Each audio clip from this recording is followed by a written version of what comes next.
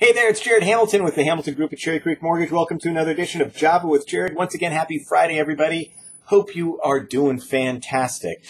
Well, it's a bright, sunshiny day out there, and the beginning of the week started with it's dreary and rainy and some hail. So the weather was actually really cruddy, and now we have a wonderful day, and the weekend is looking fantastic. So I hope you have big plans to enjoy it.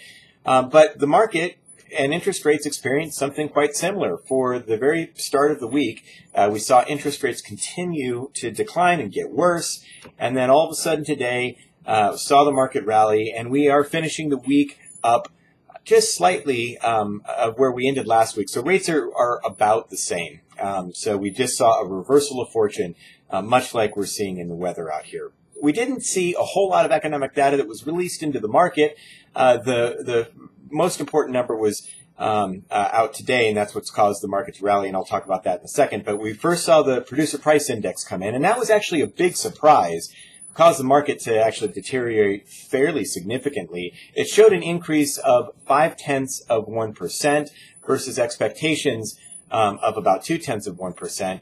The year-over-year number on the headline number went from 2.5 went from 2.3 to 2.5, so also a pretty big jump there. Now, the producer price index measures inflation at the wholesale level, so when we see such a big increase, that causes some inflation concerns. The core level was also up, not as much. It was up 0.4%, and the core overall number went from 1.6 to 1.9, so still not at that 2% level. Now, the producer price index, while it's watched, it's not as closely followed as the consumer price index, and that came out today.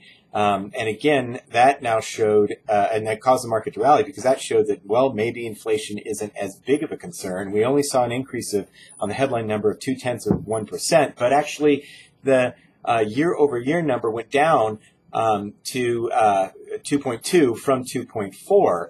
And then if you take a look at the core number, which strips out the volatile food and energy, that actually only showed an increase of 0.1%, and the headline number went from 2. Well, on the core went for year over year went from 2 down to 1.9. So that showed that actually inflation is tempering a little bit, and so again the market is reacting positively, and we're seeing rates finish about where they ended last week. Now, one little piece of information to note in this consumer price index, it showed that rents on a national basis are increasing at a level of 4%. Per year. So again, that's just something to get out to those first-time home buyers.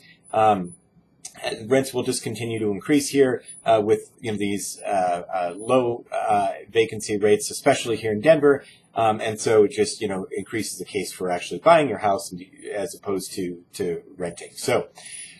Also want to send out a very happy Mother's Day wishes to all those mothers out there. Thanks for all that you do. Make sure, if you're not celebrating Mother's Day yourself, make sure that you're making your mom feel very, very special, or your wife, who is the mother of your kids, feel very, very special. And thanks for all that you do. And I hope all the mothers out there have a very wonderful Mother's Day weekend. Thanks for joining me with Java with Jared. We'll keep you informed as to what happens next week. There's going to be a lot more on the economic side that gets released in the market. We're up against some technical levels here, so hopefully we will maybe break through next week, or at least hold these levels, and we don't see a further deterioration. But we'll keep you informed. If you have any questions, give us a call. If you're working this weekend, so are we, so call us, and we're happy to help your clients. We'll talk to you soon, okay? Bye-bye.